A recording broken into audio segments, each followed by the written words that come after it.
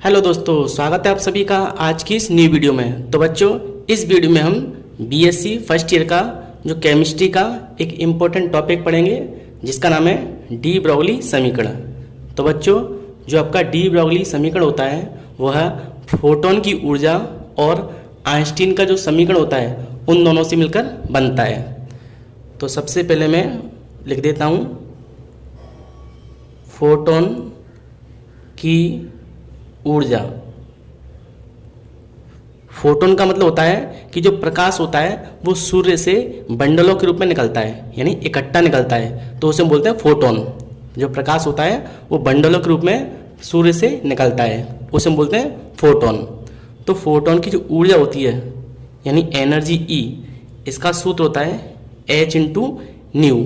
यहाँ पर H आपका क्या है, प्लैंक नियतांक। इसको मैं समीकरण 1 मान लेता हूँ, ठीक है। अब आपका जो आइंस्टीन का समीकरण होता है, आइंस्टीन का समीकरण या आइंस्टीन की ऊर्जा कह सकते हो। तो आपका जो आइंस्टीन का समीकरण होता है उसका सूत्र होता है E बराबर mc²। देखिए बच्चों, जो आपका फोटोन की ऊर्जा है वो आपने 12th क्लास में फिजिक्स में पढ़ा होगा, E बराबर h म्यू। और जो आइंस्टीन का समीकरण है वो भी आपने पढ़ा होगा, E बराबर mc²। तो देखिए बच्चों, ये भी आपकी एनर्जी है और ये भी एनर्जी है, तो हम दोनों की तुलना कर लेते हैं। तो यहाँ लिखेंगे हम समीकरण 1 व 2 की तुलना करने पर, समीकरण 1 व 2 की तुलना करने पर यहाँ पर तुलना करेंगे तो ये भी E का मान है और ये भी E का मान है, तो दोनों को हम बराबर लिख सकते हैं।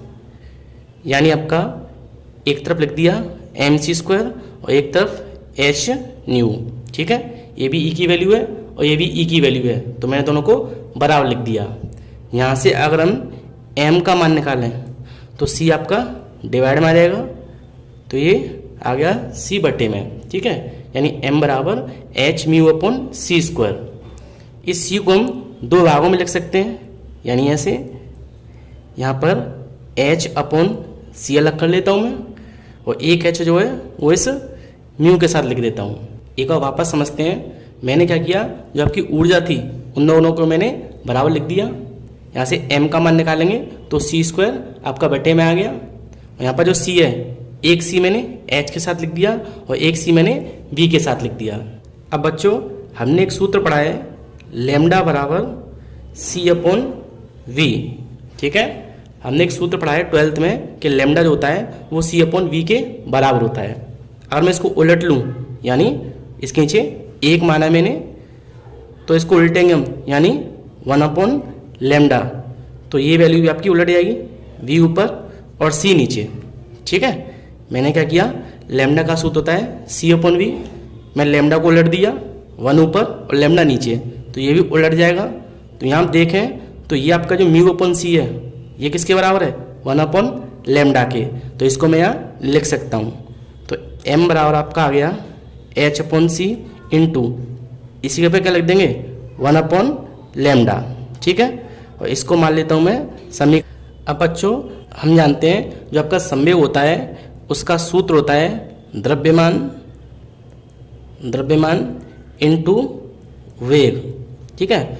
तो प्रकाश की चाल की बात करें तो संवेग को हम p लिखते हैं, द्रव्यमान को हम m लिखते हैं, और जो प्रकाश की जो चाल होती है यानी वेग होता है उसको हम c लिखते हैं, है ना। जो प्रकाश की चाल है उसको हम c लिखते हैं। अब हम क्या करते हैं, जो आपका m है इसका मान निकला है h अपॉन c और 1 अपॉन लैम्डा, तो m का मान मैं यहाँ रख देता हूँ। तो p बराबर आपका आ गया h upon c into 1 upon lambda, और ये c आपका ऐसे ही, ठीक है। m के ऊपर ये मान में पूरा रख दिया, तो आपका आ गया p बराबर h upon c into 1 upon lambda into ये c ऐसे ही। यहाँ c से c कट जाएगा, तो p बराबर आपका आएगा h अपॉन लैम्डा, यहाँ पर आपका h बचा और लैम्डा, और यही आपके जो डी ब्रॉगली समीकरण है उसका सूत्र होता है, यानी p बराबर h अपॉन लैम्डा, ठीक है। एक बार वापस से रिवाइज कर लेते हैं हम। देखिए बच्चों, हमारा जो फोटोन की जो ऊर्जा होती है इसका सूत्र होता है ई बराबर एच म्यू, और जो आइंस्टीन का समीकरण है वो आपका ई बराबर एम सी स्क्वायर होता है। मैंने क्या किया, ये भी ई की वैल्यू है, ये भी ई है, तो मैंने दोनों समीकरणों की तुलना कर ली। तो एक तरफ एम सी स्क्वायर, एक तरफ एच म्यू। यहाँ से मैंने एम का मान निकाला तो सी स्क्वायर बटे में आ गया। ठीक है, सी को मैंने एक एच के साथ लिख दिया, एक वी के साथ। आपका वी अपॉन सी जो होता है वो आपका 1/λ के बराबर होता है। तो मैंने यहाँ पर इसकी यहाँ पर लिख दिया 1/λ। ये आपका बन गया समीकरण नंबर 3। अब हम जानते हैं जो संवेग होता है उसका सूत्र होता है द्रव्यमान इंटू वेग। संवेग को P लिखते हैं, द्रव्यमान को M, और C जो प्रकाश की चाल है उसको हम C लिखते हैं।